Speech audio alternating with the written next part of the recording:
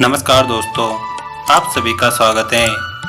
पांचों पांडव युधिष्ठिर, भीम, अर्जुन, नकुल और सहदेव पितामह भीष्म तथा विदुर की छत्रछाया में बड़े होने लगे। उन पांचों में भीम सर्वाधिक शक्तिशाली थे।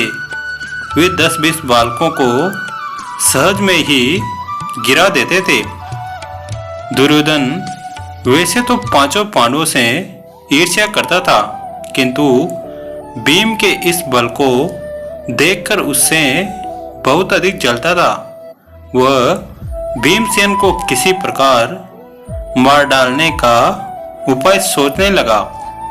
इसके लिए उसने एक दिन युधिष्ठिर के समकक्ष गंगा तट पर स्नान, भोजन तथा क्रीड़ा करने का प्रस्ताव रखा, जिसे युधिष्ठिर ने सहर्ष स्वीकार कर लिया।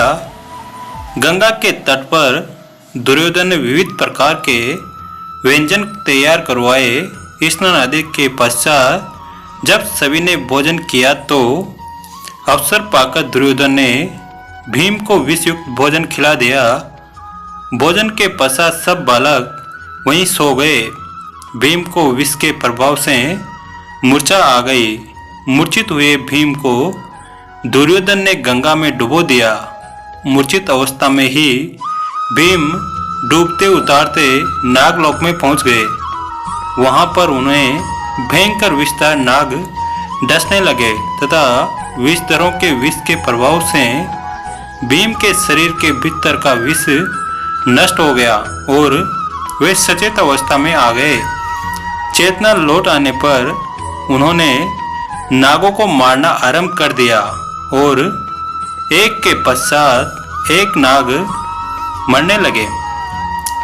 भीम के इस विनाश लीला को देखकर कुछ नावक भागकर अपने राजा वासुकी के पास पहुंचे और उन्हें समस्त घटना से अवगत कराया। नागराज वासुकी अपने मंत्री आर्यक के साथ भीम के पास आए। आर्यक नाग ने भीम को पहचान लिया और उनका परिचय राजा वासुकी को दिया। वासुकी नाग ने भीम को अपना अतिथि बना लिया।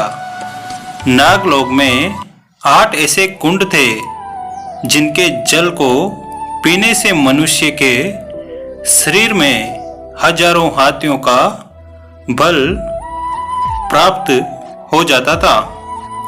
नागराज वासुकी ने भीम को उपहार में उन 8 कुंडों का जल पिला दिया। कुंडों के जल पी लेने के बाद भीम गहन निद्रा में चले गए। 8वें दिन जब उनकी निद्रा टूटी तो उनके शरीर में हजारों हाथियों का बल आ चुका था। भीम के विदा मांगने पर नागराज वासुकी ने उन्हें उनकी वाटिका में पहुंचा दिया। उधर सोकर उठने के बाद जब पांडवों ने भीम को नहीं देखा तो उनकी खोज करने लगे और उनके न मिलने पर राजमहल लौट गए। भीम ने इस प्रकार गायब होने से माता कुंती अत्यंत व्याकुल हुई। वे विदुर से बोली, हे आर्य, दुर्योधन मेरे पुत्रों से और विशेषतः भीम से अत्यंत ईर्ष्या करता था। कहीं ऐसा तो नहीं है कि उसने भीम को मर्त्यलोक में पहुंचा दिया। उत्तर में विदुर ने कहा, हे देवी, आप चिंतित मत होइए। भीम की जन्म कुंडली के अनुसार वह दीर्घायु है तथा उसे अल्पायु में कोई भी नहीं मार सकता। वह अवश्य लौटकर आएगा। इस प्रकार हजारों हाथियों का बल अत्यंत प्राप्त करके भीम लौट आए। दोस्तों, आपको कहानी कैसी लगी कमेंट करके ज़रूर बताएं।